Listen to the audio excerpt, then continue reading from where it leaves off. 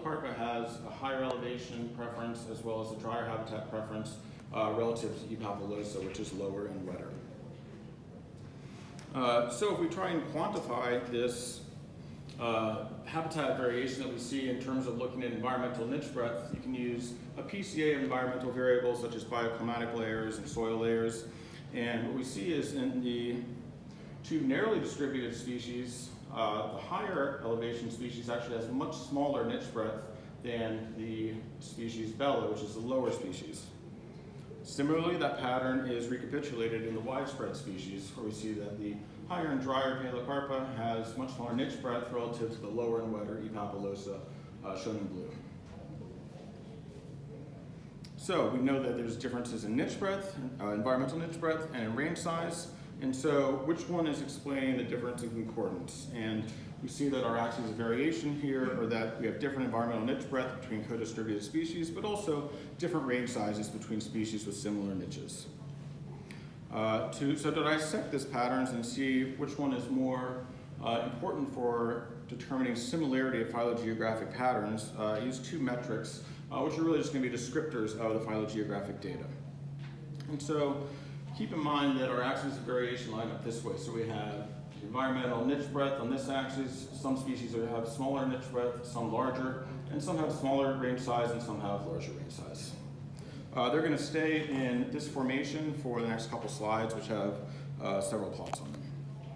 And this is some plots of isolation by distance. I realize there's a lot going on here, but all these plots have the exact same axis. So we just have pairwise FST on the y-axis and geographic pairwise distance on the x-axis. And I think the important things to look at are if we group them by either their range size or their niche breadth, what looks similar to one another. And so first we're looking at Bella and Speciesspecific together. And we see very similar regression coefficients that are both significant for these two species. And if we group together the large range size species, we also see the same thing, which is similar, although non-significant regression coefficients. If we were to group the species in another manner based on the niche breadth that they have, we see big differences between the regression coefficients and whether or not they're significant. So I think based on just how we would qualitatively group these things together, we see that IBD is similar in species with similar range sizes. So what we did with those IBD plots was just try to assess the proportion of genetic variation that could be explained by geography. And then if we were to take those plots and look at the residuals and try and see how much more of that variation we explain by the environment, we could make some sort of isolation by environment stud plots.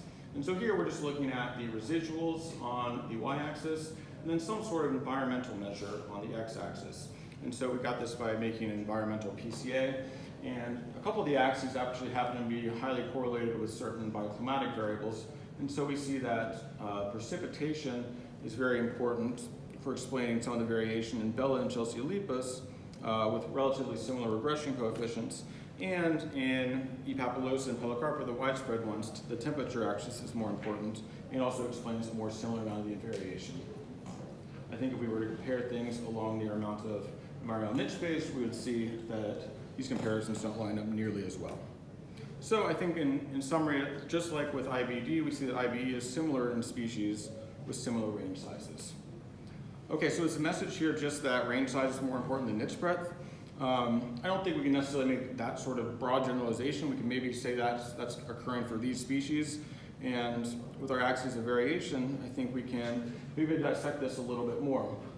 And I don't want to make this like broad generalization. I think it's been debated in the literature.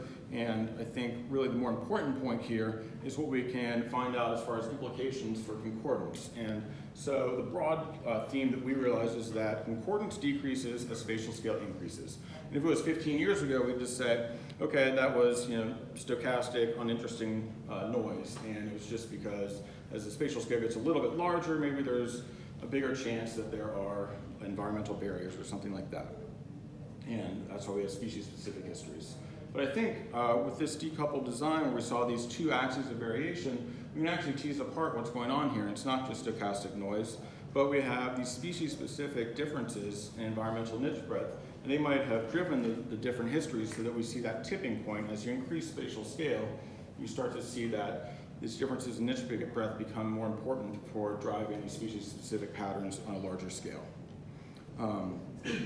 And so just to summarize these four species, I just want to touch on one more interesting point, whereas if we move from the smaller scale to the larger scale, we see less concordance. Then let's take a look at what's going on between Paleocarpa and Neopapulosa on the larger scale.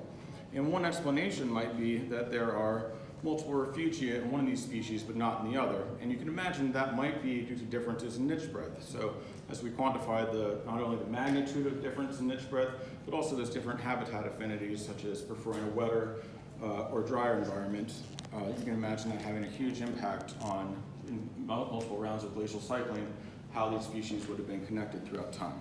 And so one important point is that in Neopapulosa, we see two individual lineages that are separated by a relatively long branch.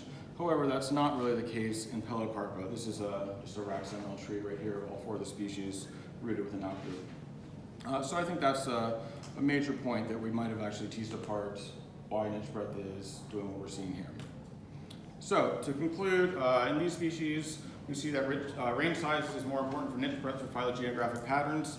Concordance decreases as spatial scale increases, and this lack of concordance as the scale gets bigger might not just be stochastic, uninteresting noise, but actually driven by differences in niche breadth and how those interacted with history.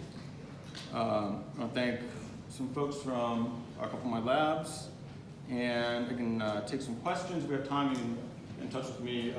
Actually, tonight would be good. I have a poster at 5:30 on some other sedge stuff if you want to come talk to me then. Hope to see you then. Thanks.